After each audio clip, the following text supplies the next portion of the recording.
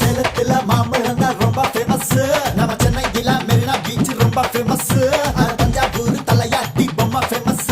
அட கோயம்புத்தூர் கொங்கு தமிழ் ரொம்ப ஃபேமஸ். ஆச்சாரம்மா ஆச்சாரம்மா ஆச்சாரம்மா குந்தல கிளி கும்மா அல்வா இழுத்த ஆத்திரிய சும்மா என்ன தெரியும் உனக்கு?